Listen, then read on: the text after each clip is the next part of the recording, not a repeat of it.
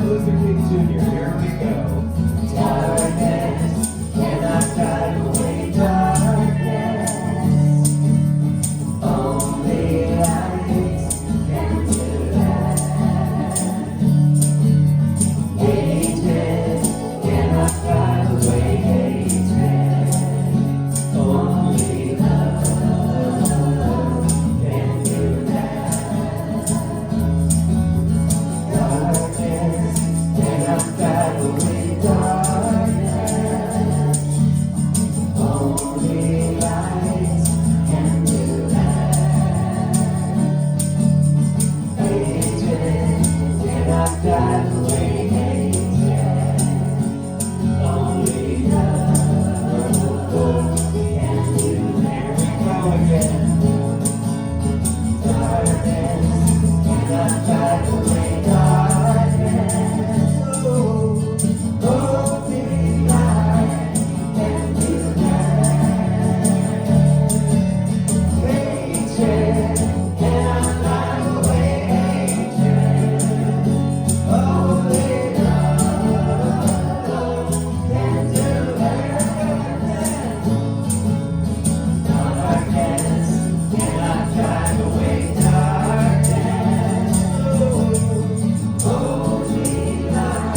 light can do that.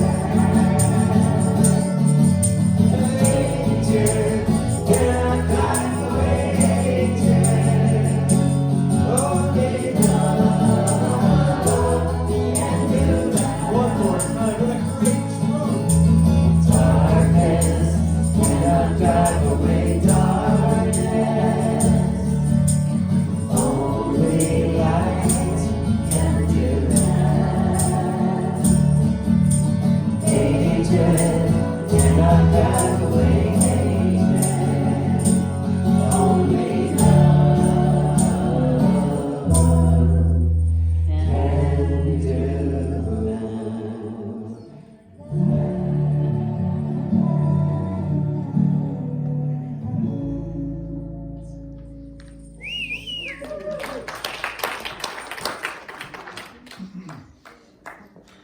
Good morning. Good morning. Okay, so like Dave said, today is the beginning of a season for nonviolence. And so during this season, we will be singing songs that reflect that nonviolence. Obviously, this one, words of Martin Luther King Jr.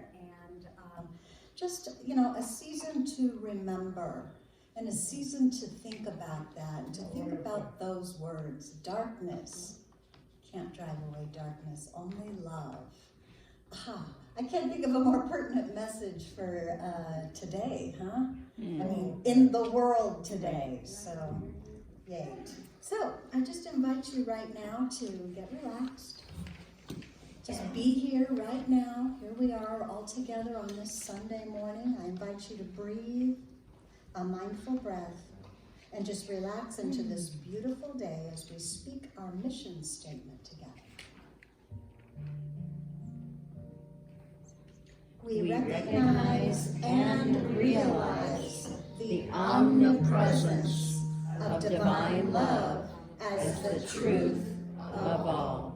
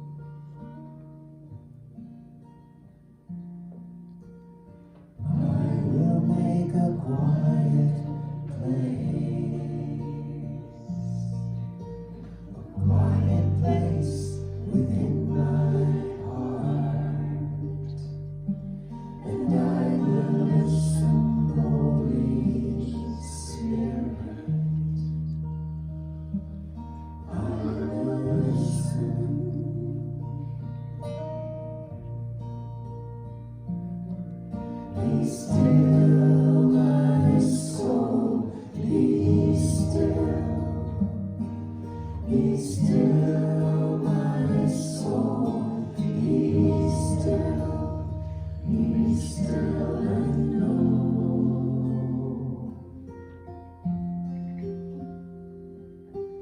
I will make a quiet place, a quiet place within my life, and I will listen, Holy Spirit. I will listen.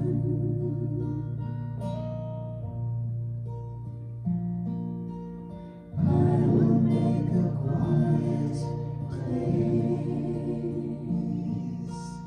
I will make a quiet place.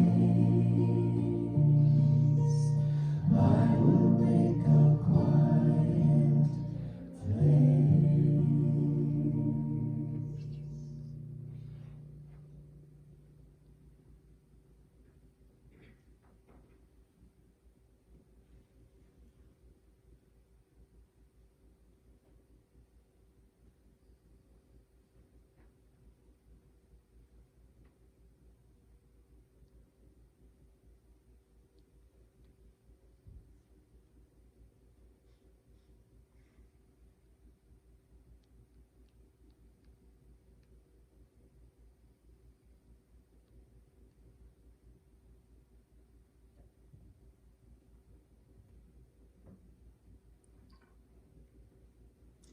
And I invite you to join me in the silence in the heart center, in that place deep inside that is always peace, harmony, contentment, and joy.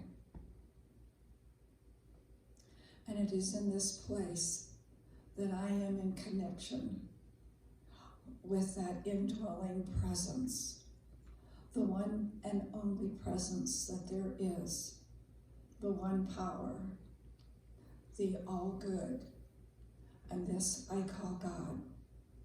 It is the unconditional love, wisdom, intelligence, creativity. It is the source of all things. It is of all things. And it is whole, perfect, and complete. And as I recognize God as the center of my life, as the center of all things, I know that this presence lives in and through and as me. And this presence lives in and through and as each one here today. For we are all unique emanations of this one light, this one goodness, this one vibrant, alive presence. And it's from this awareness that I speak this word for each and every one of us here today, knowing that we are living as total, perfect beings. And as that spirit moves in and through and as us, that love radiates and spills into every aspect of our life, that we exhibit love in our relationships, in our finances, in our health. For we beam and we shine in loving kindness and happiness, and it spills over. And as we do so, all the same from each and every one we meet spills back to us. We are in a continuous flow of the goodness and the vitality of spirit living its life as each of us. And every good thing for our purpose is available right here and right now, that we are abundantly supplied, for we are part of that source of all things. That as we desire, as we think, as we know, That creative energy produces through us that which we desire. And we live in great gratitude, knowing that this is all good. This is the one presence. This is life itself. The service is blessed and all those that make it possible. And we are enfolded in the loving kindness that permeates every space in this building, that we radiate and shine, and we carry this out into the world. The message is blessed as it opens our awareness to a deeper connection to that divine consciousness. And I bless all of the desires in the prayer chest, knowing that Spirit, that God is right in the midst of that situation, that love and healing is happening right there. And all that is needed for the right conclusion comes forth easily and effortlessly. And the fullness of Spirit is made manifest right now, right here, in those requests. So I release this word into the law, knowing is already so. I'm so thankful that this word does not return void, that this is the truth of our being, that we are the truth expressing as we join together and declare, and so it is.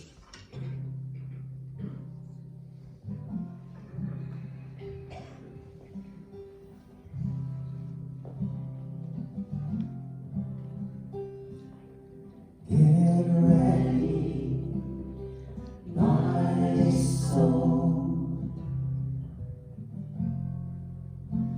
I'm diving in. Get ready, my soul. I'm diving in to the deepest kind of love, to the sweetest kind of life. Get ready, my soul. 'Cause here I go, deeper, deeper, deeper than I've ever been before. Here I go, closer, closer, closer to my sacred source. Here I go, deeper, deeper, deeper than I've ever been before. Here I go, closer, closer, closer to my sacred source.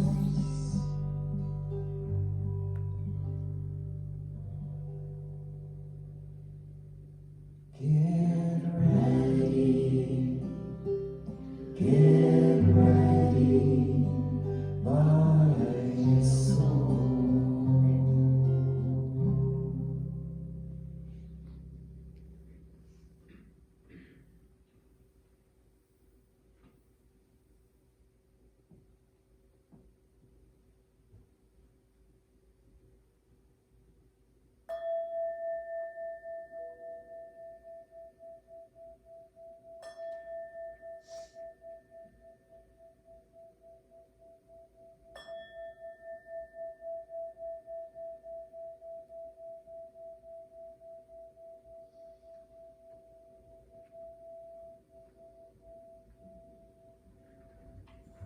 Well, good morning. I'd like to call your attention to the prayer chest just down the stairs and to the left.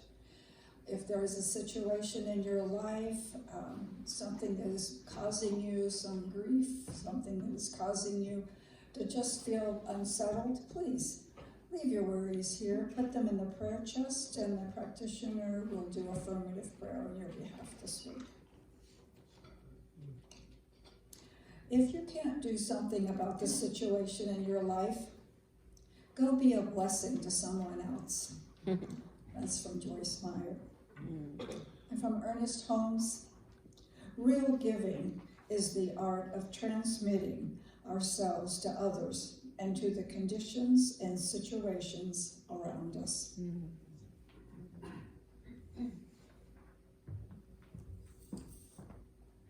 As we mentioned, it is we are just beginning the period known as a season for nonviolence between the memorials of Martin Luther King Jr. and Mahatma Gandhi.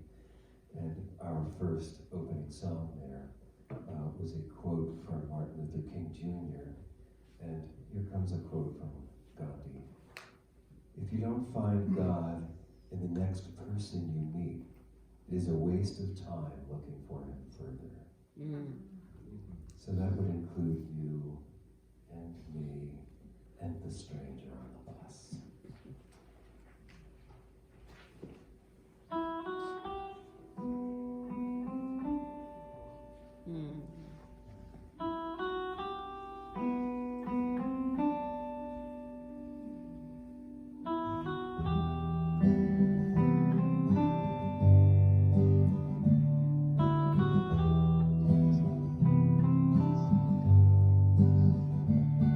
If God had a name, what would it be, and would you call it to his face?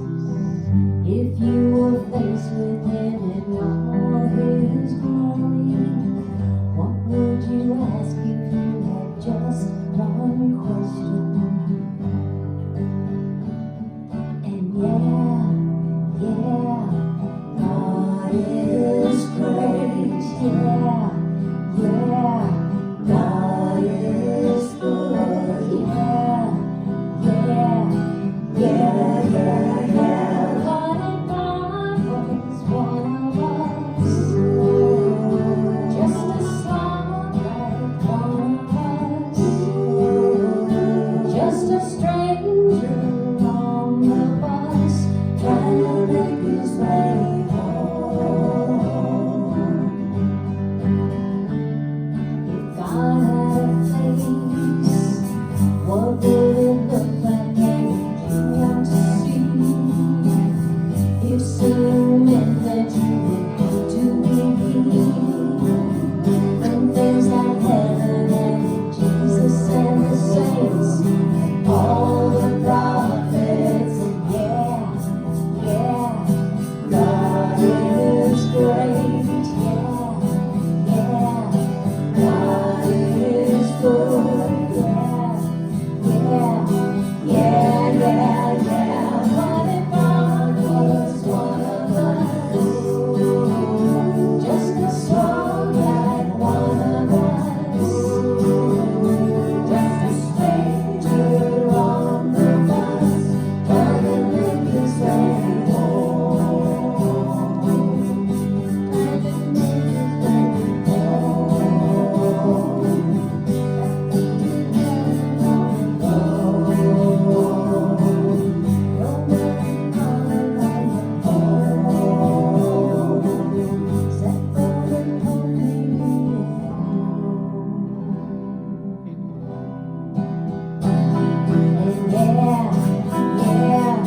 God is great, God is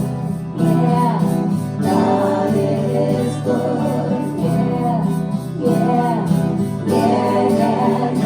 What if God was one of us? Just a song like one of us. Just a stranger on the bus, trying to make his way home. Like a holy rolling stone, back up to heaven all alone, just trying to make his way home.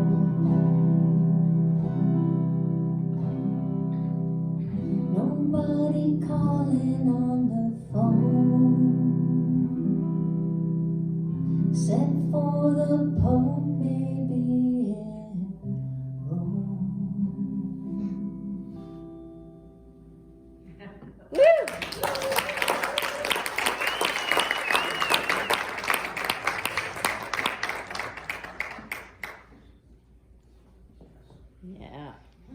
Tamara Haas.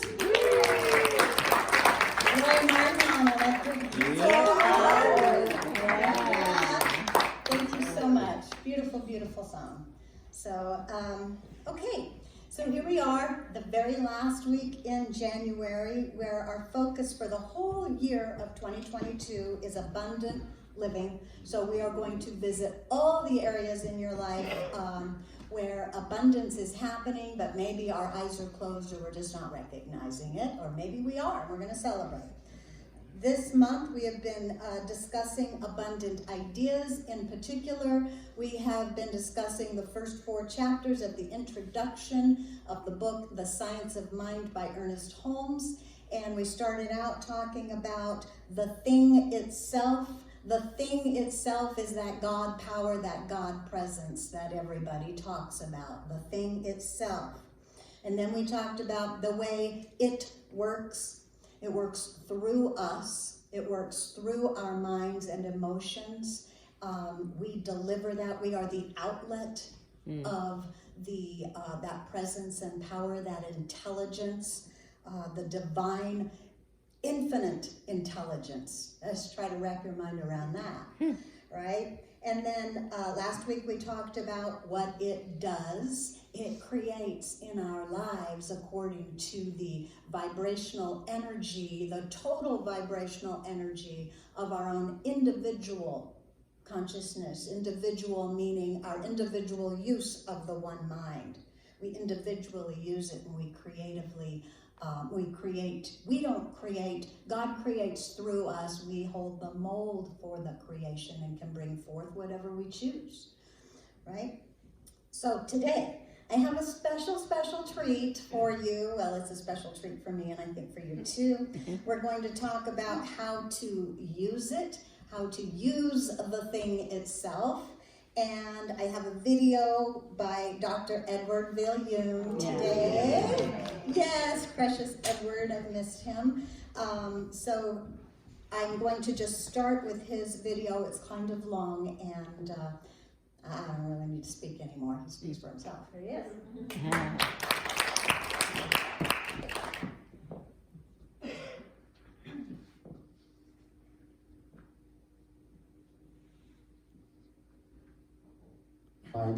Perhaps a better way to say that is how to use the creative power that we have to bring more joy, more wholeness, more connection, more goodness, more kindness into expression rather than use it for any other purpose. Because it's all possible to bring forward. But just because something is possible to bring forward doesn't necessarily mean that it's beneficial. Just saying. Have you ever created a mess out of things in life? Nobody? Through poor choices, maybe nothing like overtly wrongdoing, just uninformed, maybe good intention. No? Yeah. Well, science of mind holds that whatever power that we used to do that, we can use the same power to do something else, something different. In fact, our founder, Ernest Holmes, apparently he used to say, what thought has done, thought can undo. So it's the idea of using the creative power in our mind to do something in our life. Once we discover the connection between what goes on inside and how that relates to what goes on outside, then we can use it, we can direct it in a more mindful way. That's the whole idea of it. Now I have a video here today I'm going to show you that illustrates how to use the power that dwells within us. Now note, in the video there is a book being mentioned, and it is written by Ernest Holmes, the book. So pay attention for that, and also note that this is a UPS advertisement. So enjoy. This is Mr. Brown. He's the most remarkable man you've probably never heard of. He's changed the lives of millions of people, including mine. So today, we change his. But before you know the end of the story, let's start from the beginning. When he was a little boy, he loved to read. I read everything I could get my hands on. Newspapers and magazines from the garbage. We were poor. We didn't have money to buy all these books. But there was one book in particular that changed his life. My grandmother one day walked in and she said, I want you to read this book, Bob. It was called It's Up to You. I probably read it 10 times, over the years, and it inspired me. It put him on the path to helping people, from small-town cop to the FBI, and from civil rights leader all the way up to the White House. Mr. Brown has worked with people around the world fighting for what's right. His mission brought him to South Africa, where he discovered that thousands of books were banned during apartheid. It broke his heart. I was appalled by that. Books and education mean everything, not just for the individual, but for our society. I started Booksmart, and then we started expanding the book project to schools across South Africa. The need is unbelievably great, but the resources are not there to keep it moving. Hundreds of donated books turned into millions. And while he never asked for it, Mr. Brown needs help. Wow.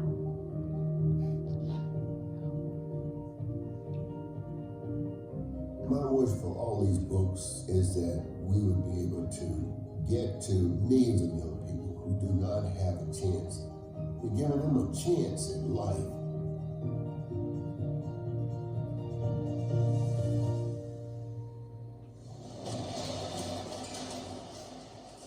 My God. What on earth? Oh my God.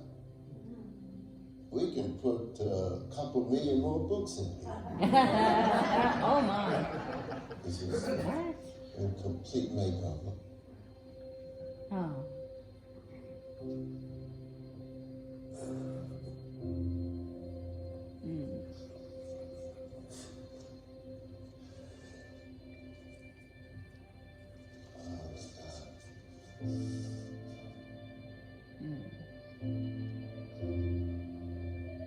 I mean, I could never dream this could happen. My name is Mpumi Nobiva. I am one of the many children Mr. Brown has helped. Oh, girl. I have something very special for you. Oh, my goodness. Where'd you find this? This is it. This is the book. Here is Mr. Brown. We wanted to grant a wish to continue sharing the power of books with the children of Africa. On behalf of all of you and all of your friends at UPS, thank you. Wow.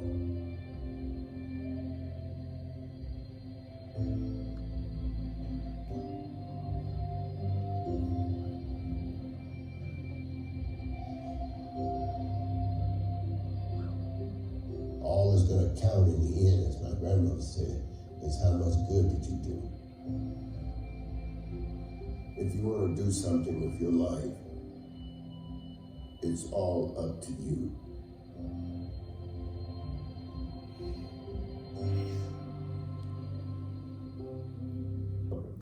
We watched that video as an illustration of how to use the science of mind, the power of creation in us to do good in the world. So here are some things I learned about how to use that power from watching the video. I noted that Mr. Brown did not know how it would all work out. And that did not stop him from getting started. He started with his vision to do good, and he believed in it, and he followed it. I also noted that he did not wait until he had everything that he needed, or to be perfect. In fact, it looks like the task must have been, well, it must have appeared to be completely large, impossible, and overwhelming.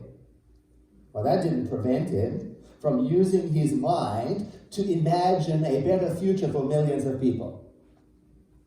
I also noted that Mr. Brown did not let good become the enemy of better.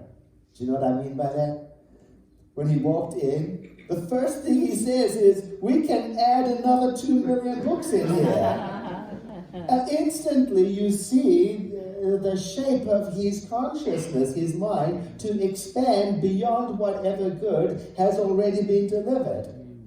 Oh, there's something to pay attention to here. I also noted that Mr. Brown's role model, his grandmother, told him it's all about doing as much good as possible.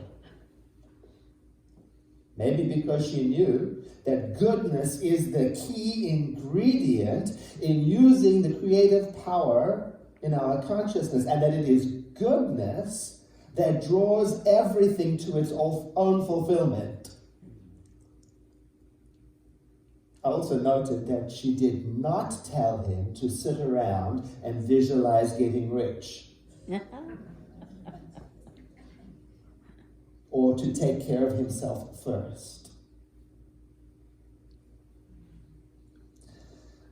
And I noted that Mr. Brown summarized the whole of the Science of Mind teaching when he said, if you want to do something with your life, it's all up to you. And I would add to that, because there is a powerful good in the universe and you can use it. That's the key. Good, powerful good. So when we use our consciousness, which is another word for our awareness or our mind, when we use it in a way that is consistent with its nature, goodness, that's when it works. That's when things fly. That's when it draws everything that it needs to fulfill itself. So then what is the true nature of our consciousness? Well, we've got to go below the surface. We've got to go beneath the chatter and the noise to find that. And Science of Mind would say,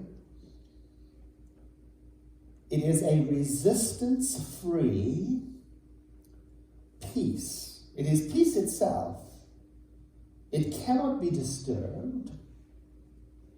It is inseparably one with everything, and it cannot be changed by outer circumstances.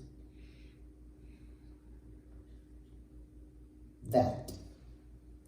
Now, how to use that? Well, I've got to get below the chatter to get to that place, and I can't think of a better way of getting below the chatter of my mind than to start to pay attention to the words that I use, both in spoken and both the words in my mind, because words or ideas come into form.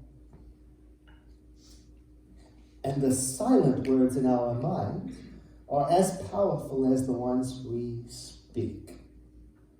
So maybe we could say that our practice is to learn to tell ourselves what our hearts already know when I drop below the chatter into the truth. What does my heart already know when I drop everything else? That there is a resistance-free, undisturbed peace in me that is one with everything, and it cannot be disturbed. But I don't always go there when I'm talking to myself in my mind. Do you? No. I've had to learn to talk to myself in a better way, from that consciousness, when I'm stressed,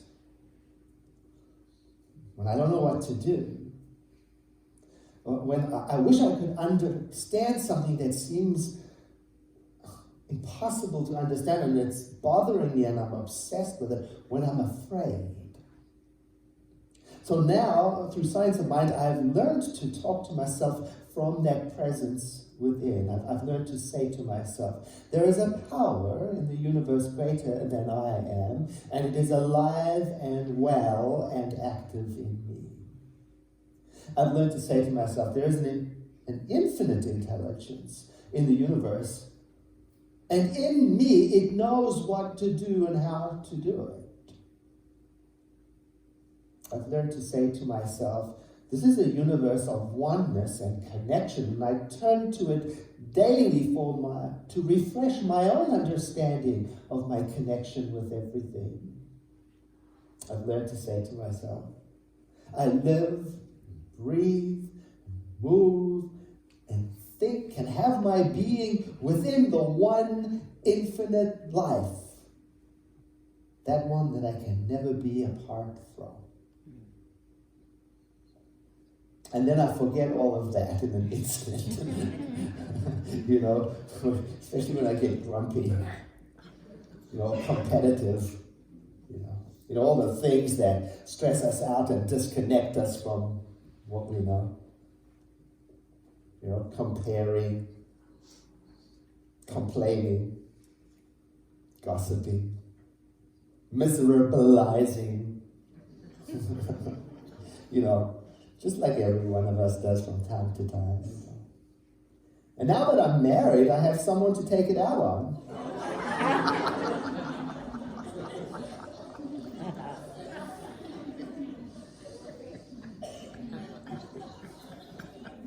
Kevin. But you know, he is so patient with me.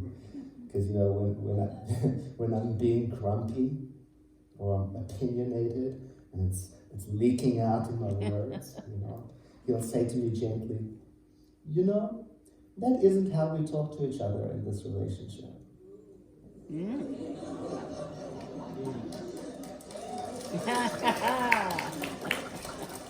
Now, what are you going to do with that? I mean, there's not a full stop, a period at the end of that sentence. You know, there it is. Because, you know, if I pause for a moment and think about it, it's true. When I'm being mean-spirited, I'm still using my mind to express something, and it's something that does not match the truth of what's in my heart below the chatter. I'm using the creative power of the universe to spread around my messy consciousness. So I've learned from that, you know, I've learned. Even when I'm talking to myself, that's an option. I could use better words. I could have a better attitude for a better result.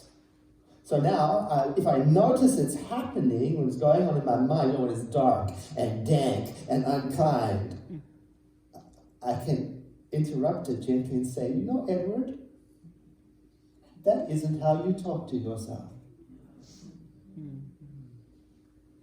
I don't have to be perfect about it.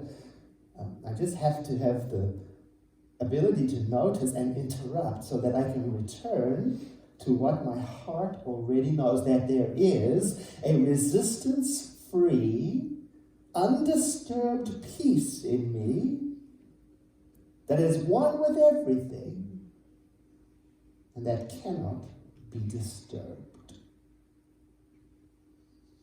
And then talk from that. That's what Science of Mind taught me. Talk from that, because words are powerful. Because behind the word is an idea. And behind the idea is the thinker, the place where we can choose. What will I bring forth? Idea is how we interact with the creative force by giving it direction. A colleague of mine recently reminded me about the power of words. She wrote, as a child, when I was bullied and called names, my mother tried to give me strength by teaching me the old adage, sticks and stones may break my bones, but words will never hurt me. It was useful for me to hang on to them, and it still comes in handy. The only problem is that it is not entirely true. Right. The words we use have a fundamental impact on us and on others. First, our words demonstrate what we really believe. Second, our words literally shape our experience, as the narrative we tell becomes the filter through which we see the world. And finally, in some fundamental way, our words shape the very fabric of life itself by providing the mental equivalent in consciousness for the universal laws to use and shape reality. Now, she got all technical there at the end. But that word, mental equivalent, it means what we hold to be normal, what we've accepted. Oh, if you want to learn more about mental equivalency, sign up for Kathleen Kearney's class Beyond Limits, because that's all about pressing back the boundaries of our normal so that we can have a greater experience of the good that is present in our life. It starts this week in class. Anyway, something I learned from Science of Mind about words also, I learned that I learned not to accept other people's words as my truth. You know, like it says in Don Miguel Ruiz's book, The Four Agreements, we've got to be very careful. We've got to watch what poison we ingest and take into our system from other people. And at the same time, it would be unwise for me to simply dismiss words or to ignore the words I'm using or the words that are being used around me, because they do have the potential to help or to harm according to their nature. They have the potential to shape society. And if I let them become normal, then I've accepted them. Now they truly have power. Maybe a new form of the old adage should be, sticks and stones may break my bones, but my words can help and heal me. Oh, Maybe I should say that. yeah. You know, our founder, Ernest Holmes, he was very clear about the power of words and how behind the words is our thinking. And he said, the thinker condemns or justifies themselves through their thought. Or maybe another way of saying that is, we reveal ourselves by our thoughts and it comes out in our words. He was referring to something that Jesus of Nazareth taught about the power of words. Jesus was addressing at the time the hypocrisy of the leaders around him. See, they were using words to manipulate reality. They were saying things that weren't so. They were planting seeds of confusion and distrust among the people. Look, every time Jesus tried to do something good, the political leaders at the time became insecure, and so they manipulated the religious doctrine, the teaching of the time, to make him look bad for doing good. And they used words to do that. They used words to turn good into bad. And here's a paraphrase of what he said at the time. He said, our mouths speak what is in our hearts. A good person, out of the good treasure in their heart, brings forth goodness. And a malicious person brings forth what is in their heart through their words. And all of us are accountable for every word we speak. For, and here's the phrase that Ernest was quoting, for by your words you will be justified, and by your words you will be condemned. Is just the law of logical progression. So now we come to it. Behind the word is the thought. Behind the thought is a thinker. The thinker is your ability to choose. That's where you're saying to yourself, so, what will I bring forth? And owning it. Words used by a person, words that are vulgar, racist, demeaning, show what kind of treasure is in their hearts. And also tells us what kind of world that person wishes to create. Now, whether those words happen in the silence of my mind, or are tweeted on Twitter, or said at a party, they're all using the same creative power, and they can be counted upon to shape our world. And the more we accept them as normal, the more they have the power to shape our society. In fact, that is the defining quality, accepted as normal. So when vulgar, racist, and demeaning words are made normal in our society, what is a student of science of mind to do? Here's what we do. Number one, notice but do not accept them as normal. Instead, a student of science of mind notices and then returns to the truth of their being, that truth which is below the chatter of reaction and retaliation, below, and realizes that there is in me a resistance-free, undisturbed peace that is connected with everything and that cannot be disturbed by outer circumstances. And then the student speaks from that.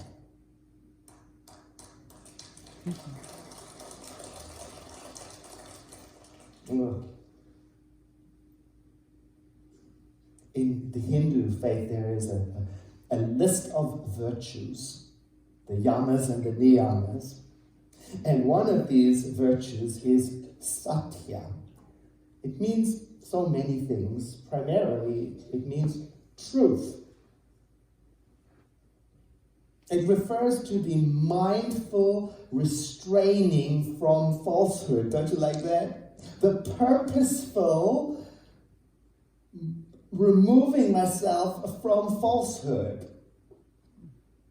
And it avoids distorting reality. It's considered to be a goal for how to live life. In my actions and in my thoughts and my word. Does it all match up? Does it line up? And speak from that. It's considered good and right to be virtuous, to be truthful, and to avoid untruths. And the root of the word, sat, very interesting word, because it means more than truth. Do you know it also refers to your true essence, my true essence? It refers to that elusive thing that we call your consciousness. It means your true self, and it also simultaneously means goodness and purity and positivity and life. It's describing you. What I get from this is that your true, good, pure, real self is considered necessary for order and balance and for things to run harmoniously in this world. Your true, good, pure, real self is necessary when it comes to governing nations, forming relationships, and raising children. Your good, true, pure self is expressed through your words, because behind your words are your thoughts, and behind the thoughts is the thinker, that within you which decides, what will I bring forth? You know, it makes me think of the old phrases, I give you my word. Or, I'll take your word for it. You have my word. I'm thinking about that. What could that mean now in light of this? I give you my word. I think it means I'm sharing with you the treasure of the truth that is in my heart below the noise. I'll take your word on it. It means I'll take what you say as a sign of what treasure is alive in your heart. What you are. You have my word. I have given you the truth of my true self that is below all of the mind chatter. And why is it so important, all of this? Because words are the foundation of prayer, affirmative prayer. And how we use words in affirmative prayer is very important because they are connected to what is authentically in our heart. So we have to be real and true and transparent about it. And we are going to learn about that this year. So what is the treasure in your heart? Under the noise. Not what I want. Not what I fear. Not what I'm obsessed about. Not what my mind's chattering about. beneath all of that, there is that within which is resistance-free, peace itself, cannot be disturbed, inseparably connected to everything, does not change as things around change. And I would say our task then is to get in sync with that and speak from that to bring forth into experience that which matches the truth of our being.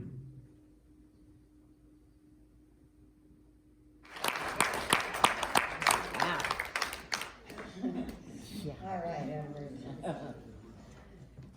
So I loved Edward's take on how to use it, and I just wrote a couple reminders for myself. He reminds me to ask myself, am I using the creative power of the universe to spread around my messy consciousness? I love that. Either to myself or to others, either silently or out loud, or am I using the creative power to help make our world a better place for all? He says our words make a difference. We use the thing itself successfully in our life when we use our words for goodness and kindness to all.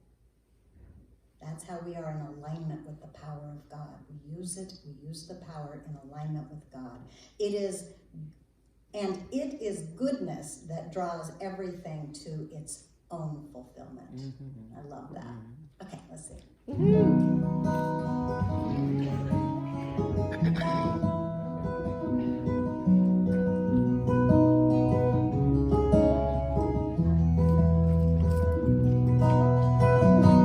God, you are every mountain. God, you are every ocean. God, you are every canyon, every inch of earth and sky. God, you are every morning. God, you are every midnight. God, you are every moment, every second of my life. Everything I see, everything I do, everything I am is you. Everything above, everything below, everything I know is you. God, you are every sunrise. God, you are every moon glow. God, you are every starshine, every inch of earth and sky. God, you are every springtime. God, you are every snowfall. God, you are every season, every second of my life. Everything I see, everything I do, everything I am is you. Everything above, everything below, everything I know is you. 'Cause you are the very breath I breathe, and your perfect love created me. Everything I see, everything I do, everything I am is you. Everything above, everything below, everything I know is you. Everything I see, everything I do, everything I am is you. Everything above, everything below, everything I know is you. Everything I see, everything I do, everything I am is you.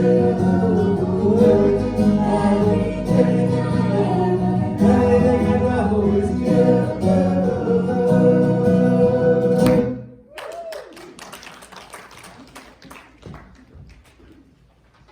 Okay, as the ushers come forth, this is our time to consciously participate in the law of circulation, a great spiritual practice. So if you take your gift in your hand, and please know with me that from the gifts bestowed upon me through that creative process, through the one power I gratefully and thankfully participate in the law of circulation, know that that abundance of God is always moving freely through me.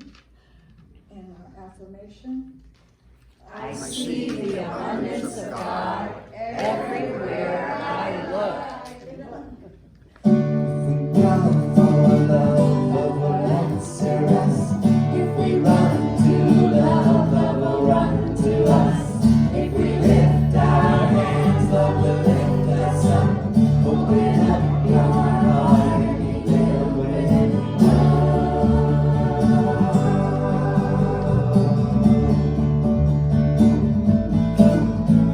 Sing for joy to love our strength.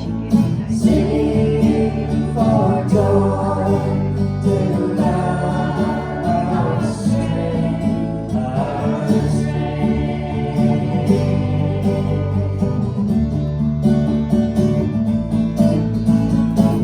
If we call for love, love will answer us. If we run to love, love will run to us. If we lift our hands, love will lift us up. Open up your heart and be filled with love.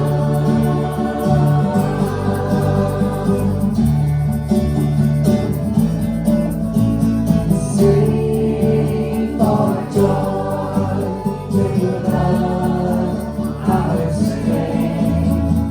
Sing for joy to love our strength, our strength, our strength,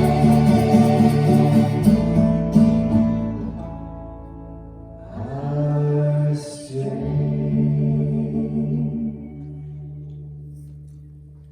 and in great gratitude for these blessings that have bestowed upon us and that are circulating freely, I know they go forth, enhancing our church, our community, and our world with love and joy. And so it is. So it is. Thank you so much, Larry. Thank you, thank you, thank you. I also want to talk a little about this book called The Basic Principles of the Science of Mind, 12 Lessons by Dr. Frederick Bales. I'm going to be facilitating this study course. If you want to know, it's hard to get an idea of a philosophy that it's based on the simplicity of Jesus's teachings, but it turns into, a complex study. And it's hard to get that on Sunday mornings. And if it's just Sunday, a little 20-minute message is difficult. So if you would like to delve into the basic principles and actually practice them yourself and with a group of people, I suggest you take this course. There will be a cost for it. It's a 6-week course.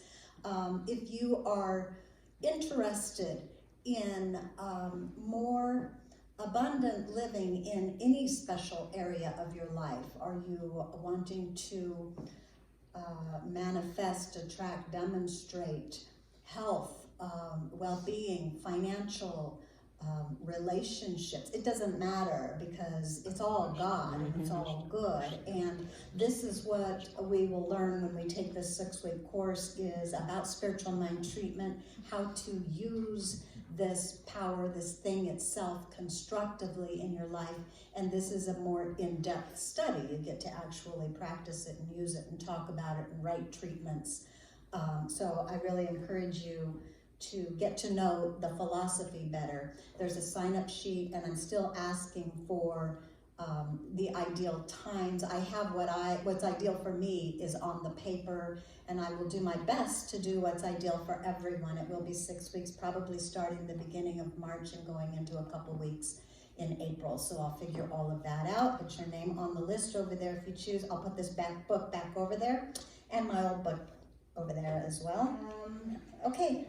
I think we're ready to claim our goods. So this is the last time here for January, and we'll have all new good next week. An abundance of good, right? So here we go, all the way down. I open my mind and heart to the abundance of rich ideas within me. Spirit speaks and I hear. I welcome the abundant ideas of Spirit to fill my mind now, and so it is.